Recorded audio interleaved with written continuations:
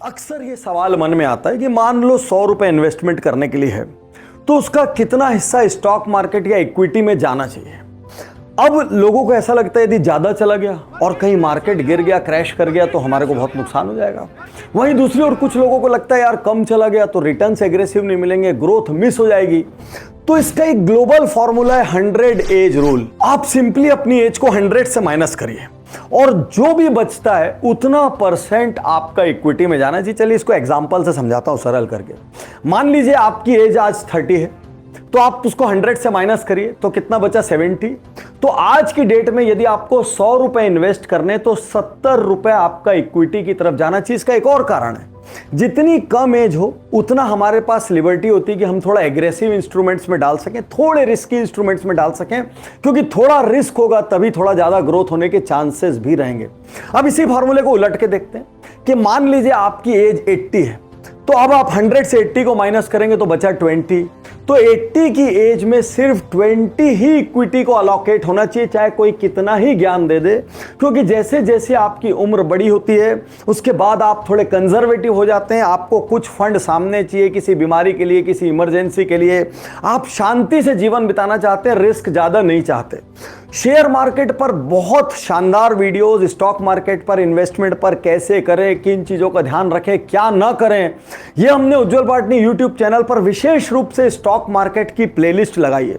और सारी जानकारियां बहुत ज्यादा न्यूट्रल है, क्योंकि ना तो हमको कोई चैनल स्पॉन्सर करता है, ना ही किसी स्टॉक से हमारा कोई एफिलिएशन या कोई भी अंडरग्राउंड एग्रीमेंट या अरेंजमेंट है, ना ही किसी इक्विटी को हम किसी के कहने पर प्रमोट करते हैं।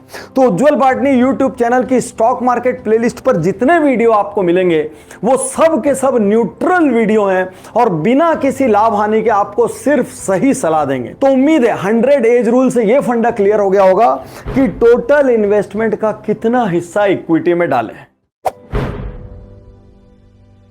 हो सकता है आपकी सैलरी 10,000 हो, 20,000 हो, 50,000 हो, 1 लाख हो, 2 लाख हो। सबको भाई बजट बनाने की जरूरत पड़ती है और सबकी पोजीशन कभी ना कभी टाइट होती है। तो बजटिंग का भी कोई ग्लोबल रूल है। हाँ, ग्लोबल रूल है जिसका नाम है 50-30-20 रूल।